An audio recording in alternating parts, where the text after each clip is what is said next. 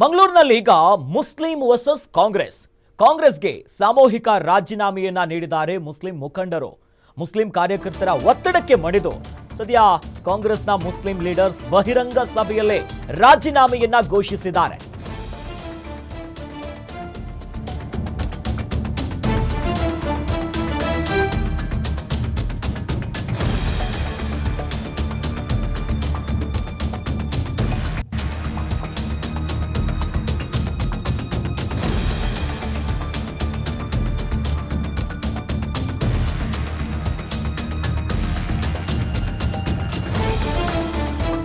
ಮಂಗಳೂರಿನಲ್ಲಿ ಈಗ Muslim versus Congress ಶುರುವಾಗುಬಿಟ್ಟಿದೆ. ಕಾಂಗ್ರೆಸ್ಗೆ ಸಾಮೂಹಿಕ ರಾಜೀನಾಮೆಯನ್ನ ನೀಡಿದ್ದಾರೆ ಮುಸ್ಲಿಂ ಮುಖಂಡರು. ಮುಸ್ಲಿಂ ಕಾರ್ಯಕರ್ತರ ಒತ್ತಡಕ್ಕೆ ಮಣಿದಿದ್ದಾರೆ ಕಾಂಗ್ರೆಸ್ನ ಲೀಡರ್ಸ್. ಯಾಕಂದ್ರೆ ಬಹಿರಂಗ ಸಭೆಯಲ್ಲೇ ರಾಜೀನಾಮೆಯನ್ನ ಘೋಷಿಸಿದ್ದಾರೆ. ಕಾಂಗ್ರೆಸ್ ಲೀಡರ್ಸ್ ಜೊತೆಯಲ್ಲಿ ಕೆಪಿಸಿಸಿ ಪ್ರಧಾನ ಕಾರ್ಯದರ್ಶಿಗೆ ಎಂಎಸ್ ಮೊಹಮ್ಮದ್ ಈಗಾಗಲೇ ರಾಜೀನಾಮೆಯನ್ನ ಕೊಟ್ಟಿದ್ದಾರೆ. ಅಲ್ಪಸಂಖ್ಯಾತ ಘಟಕದ ಜಿಲ್ಲಾಧ್ಯಕ್ಷ ಶಾಹುಲ್ ಹಮೀದ್ ಕೂಡ ರಿಸೈನ್ ಮಾಡಿದ್ದಾರೆ. ಕಾರ್ಯಕರ್ತರ ಎದುರಲ್ಲೇ ವೇದಿಕೆ ಮೇಲೇನೆ ಬಹಿರಂಗವಾಗಿ ರಾಜೀನಾಮೆಯನ್ನ ಘೋಷಣೆ ಮಾಡಿದ್ದಾರೆ. ಭಾರಿ ಹೈಡ್ರಾಮಾದ ಬಳಿಕ ಕೊನೆಗೂ ರಾಜೀನಾಮೆಯ ನಿರ್ಧಾರವನ್ನು ಪ್ರಕಟ ಮಾಡಿದ್ದಾರೆ. ಕಾಂಗ್ರೆಸ್ನ ಹಲವು ಘಟಕಗಳ ಮುಸ್ಲಿಂ ಮುಖಂಡರಿಂದ ರಾಜೀನಾಮೆ ಕೊಡುವಂತ ಕೆಲಸ ಆಗಿದೆ. ಜೊತೆಯಲ್ಲಿ ಕಾರ್ಪೊರೇಟರ್ಗಳು ಜೊತೆಯಲ್ಲಿ ಜಿಲ್ಲಾ ಪಂಚಾಯತ್ ಸದಸ್ಯರು ತಮ್ಮ ಜವಾಬ್ದಾರಿಗಳಿಗೆ ರಾಜೀನಾಮೆ ಕೊಟ್ಟಿರೋ ವಿಚಾರ ಗೊತ್ತಾಗ್ತಿದೆ. ದಕ್ಷಿಣ ಕನ್ನಡ ಜಿಲ್ಲೆಯ 8 ವಿಧಾನಸಭಾ ಕ್ಷೇತ್ರದ 200ಕ್ಕೂ ಹೆಚ್ಚು ಮುಖಂಡರಿಂದ ರಾಜೀನಾಮೆ ನೀಡಲಾಗಿದೆ. 200ಕ್ಕೂ ಹೆಚ್ಚು ಮುಸ್ಲಿಂ ಮುಖಂಡರಿಂದ ಕಾಂಗ್ರೆಸ್ಗೆ ರಿಸೈನ್ ಮಾಡಿದ್ದಾರೆ. ಮಂಗಳೂರಿನ ಶಾದಿ ಮಹಲ್ ಸಭಾಂಗಣದಲ್ಲಿ ಸಭೆ ನಡೆದಿತ್ತು. ಮುಖಂಡರು ಕಾರ್ಯಕರ್ತರು ಎಲ್ಲರೂ ಕೂಡ ಭಾಗಿಯಾಗಿದ್ರು. ದೊಡ್ಡ ಮಟ್ಟದ ಗದ್ದಲ ಕೋಲಾಹಲ ಎಲ್ಲವೂ ಕೂಡ ಈ ಸಭೆಯಲ್ಲಿ ಆಗಿತ್ತು. ಇದೇ ಸಭೆಯಲ್ಲಿ ಮುಸ್ಲಿಂ ಮುಖಂಡರ ಸಭೆಯಲ್ಲಿ ರಾಜೀನಾಮೆಯನ್ನ ಘೋಷಣೆ ಮಾಡಲಾಗಿದೆ. 200ಕ್ಕೂ ಹೆಚ್ಚು ಕಾರ್ಯಕರ್ತರು ಮುಖಂಡರು ಬಹಳ ಪ್ರಮುಖವಾಗಿ ಉನ್ನತ ಹುದ್ದೆಯಲ್ಲಿರುವಂತವರು ಕೂಡ ಸದ್ಯ ರಾಜೀನಾಮೆಯನ್ನ ಕೊಟ್ಟಿದ್ದಾರೆ. ದಕ್ಷಿಣ ಕನ್ನಡ ಜಿಲ್ಲೆಯ 8 ವಿಧಾನಸಭಾ ಕ್ಷೇತ್ರದ 200ಕ್ಕೂ ಹೆಚ್ಚು ಮುಖಂಡರು ಬಹಿರಂಗವಾಗಿ ರಾಜೀನಾಮೆ ಸಾಮೂಹಿಕವಾಗಿ ರಾಜೀನಾಮೆಯನ್ನ ಕೊಟ್ಟಿದ್ದಾರೆ. ಅಂದ್ರೆ ಅವರ ಕೂಗು ಒಂದೇ, ಮತ್ತೆ ಮತ್ತೆ ಇಂಥ ಪ್ರಕರಣ ಆಗ್ತಿದೆ, ಇದಕ್ಕೊಂದು ಫುಲ್ ಸ್ಟಾಪ್ ಹಾಕಬೇಕು, ಸರ್ಕಾರ ಯಾಕೆ ಕ್ರಮ ವಹಿಸ್ತಿಲ್ಲ, ಹಲವು ಬಾರಿ ನಾಯಕರ ಜೊತೆ ಮಾತನಾಡಿದ್ದೀವಿ, ನಮ್ಮ ಕಾಂಗ್ರೆಸ್ ಮುಖಂಡರ ಜೊತೆ ಮಾತನಾಡಿದ್ದೀವಿ, ಯಾರೂ ಕೂಡ ನಮ್ಮ ಧ್ವನಿಯನ್ನ ಆಲಿಸ್ತಿಲ್ಲ, ಮತ್ತೆ ಹೀಗೆ ಆಗ್ತಾ ಇದೆ ಅನ್ನುವಂಥ ನಿಟ್ಟಿನಲ್ಲಿ ಇವತ್ತು ಪ್ರಮುಖವಾಗಿ ಸಭೆ ಕರೆಯಲಾಗಿತ್ತು. ಈ ಸಭೆಯಲ್ಲಿ ಅಂದ್ರೆ ಮೊದಲೇ ಮಾತಾಡಿದ್ರು ಸಾಮೂಹಿಕವಾಗಿ ಈ ಸಭೆಯ ಮೂಲಕವಾಗಿ ರಾಜೀನಾಮೆ ಕೊಡಬೇಕು ಅಂತ. ಆದರೆ ಸಭೆಯ ಆರಂಭಿಕವಾಗಿ ಅಲ್ಲಿ ಮಾತನಾಡಿದಂಥ ಅಲ್ಪಸಂಖ್ಯಾತ ಘಟಕದ ಜಿಲ್ಲಾಧ್ಯಕ್ಷರ ಮಾತು ಏನಿತ್ತು, ಆರಂಭಿಕವಾಗಿ ಹಿಂಗೆ ಆಗಿತ್ತು, ಲೀಡರ್ಸ್ ಜೊತೆ ಮಾತನಾಡಿದ್ದೀವಿ ಅನ್ನೋ ಹೊತ್ತಿನಲ್ಲಿ ಅಲ್ಲಿ ಜಿಲ್ಲಾಧ್ಯಕ್ಷರ ವಿರುದ್ಧವೇ ಒಂದಿಷ್ಟು ಅಸಮಾಧಾನ ವ್ಯಕ್ತವಾಗಿತ್ತು.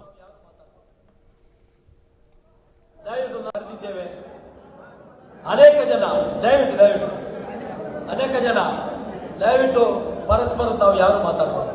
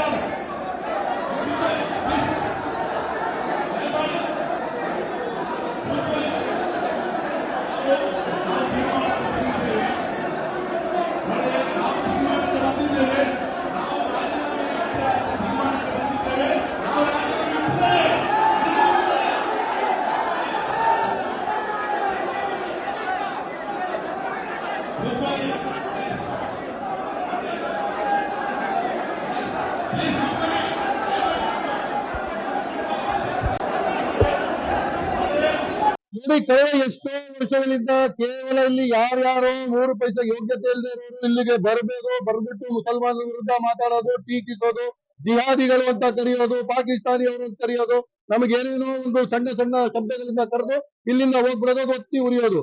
ಇಲ್ಲಿರುವ ಪೊಲೀಸ್ ಅಧಿಕಾರಿಗಳು ಒಂದು ಮೌನ ವ್ರತವನ್ನ ಮಾಡ್ಕೊಂಡು ಮಾದರಿಯಲ್ಲಿ ಗೋಧ್ರಾದಲ್ಲಿ ನಡೆದ ತರ ನಾವು ಇಲ್ಲಿ ಮಾಡ್ತೀವಿ ಅಂತ ಹೇಳಿದ್ಮೇಲೆ ಪೊಲೀಸರು ಸ್ವಮತ ಕಾಗ್ನಿಜೆನ್ಸ್ ತಗೊಳ್ಳಿಲ್ಲ ಅಂತ ಹೇಳಿರ್ತಾ ಕೇವಲ ಮಸೀದಿಯಲ್ಲಿ ನಮಾಜ್ ಮಾಡಿದಕ್ಕೆ ಮೂರು ಜನರ ಮೇಲೆ FIR ಮಾಡ್ತಾರೆ ಈ ಕ್ಷೇತ್ರ ಈ ಜಿಲ್ಲೆಯ ಪೊಲೀಸರು. ಅದೇ ಆ ಕಡೆ 144 ಸೆಕ್ಷನ್ ಇಟ್ಕೊಂಡು ಭಾರತೀಯ ಮಾಡಿದ್ರೆ ಅವ್ರ ಕಾರ್ಯಕ್ರಮ ನಡೆಯಕ್ಕೆ ಹಾಕೊಟ್ರು ಪೊಲೀಸರು ಅಂತ ಕೇಳಕ್ಕೆ ಇಷ್ಟಪಡ್ತಿದ್ದೀನಿ. ನಾನು ಒಂದೇ ಮಾತು ಹೇಳ್ತೀನಿ, ಕೇವಲ ಒಂದು ಸಲ ವೈಫಲ್ಯ ಆದ್ರೆ ಅದಕ್ಕೆ ರಾಜೀನಾಮೆನೋ ಇಲ್ಲ ಅವ್ರಿಗೆ ಟ್ರಾನ್ಸ್ಫರ್ ವರ್ಗಾವಣೆ ಏನಾದ್ರು ಒಂದು ಆಗಲೇಬೇಕಲ್ವಾ? ಮೂರು ಕೊಲೆಗಳಾದ್ರೂ ಕೂಡ ಇಲ್ಲಿನ ಕಮಿಷನರ್ ಮೇಲೆ ಏನು ಆಕ್ಷನ್ ಇಲ್ಲ, ಇಲ್ಲಿನ SP ಮೇಲೆ ಏನು ಆಕ್ಷನ್ ಇಲ್ಲ ಅಂದ್ರೆ ಅದರ ಅರ್ಥ ಏನು? ಏನ್ ನಡೀತಾ ಇದೆ ಇಲ್ಲಿ ಅಂತ ನಾನು ಕೇಳಕ್ಕೆ ಇಷ್ಟಪಡ್ತೀನಿ.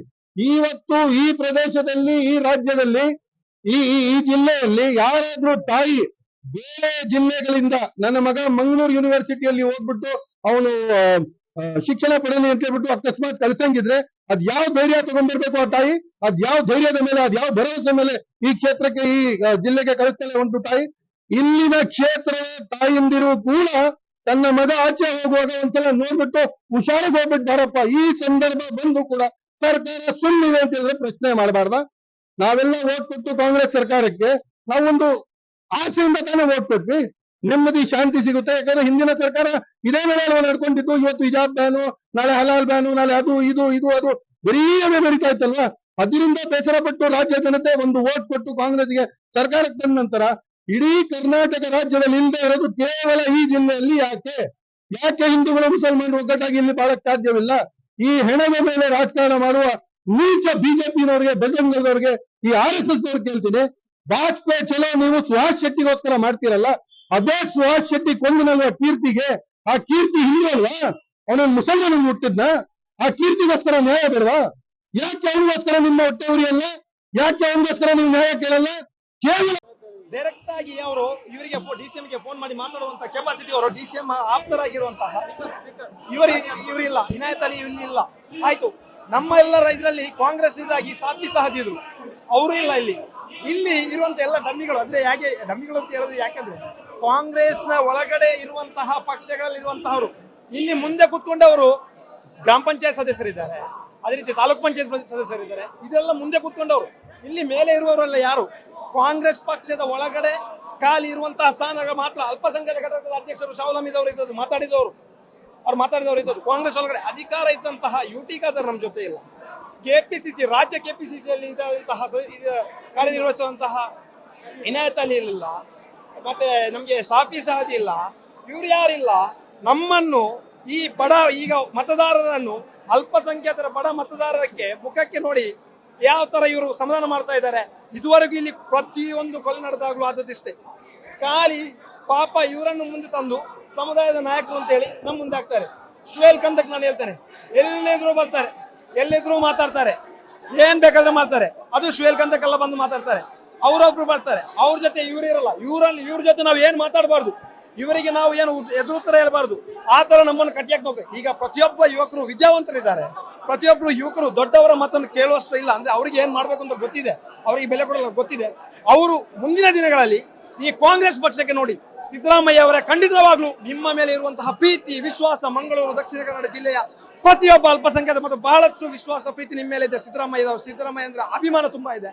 ಆದ್ರೆ ಈ ಸಂದರ್ಭದಲ್ಲಿ ನಾನು ಹೇಳ್ತಾ ಇದ್ದೇನೆ, ಒಬ್ಬ ಅಮಾಯಕ ಯುವಕರನ್ನು ಕೊಂದಿದ್ದಾರೆ, ನಮ್ಗೆ ನ್ಯಾಯ ಸಿಕ್ಕಿಲ್ಲ.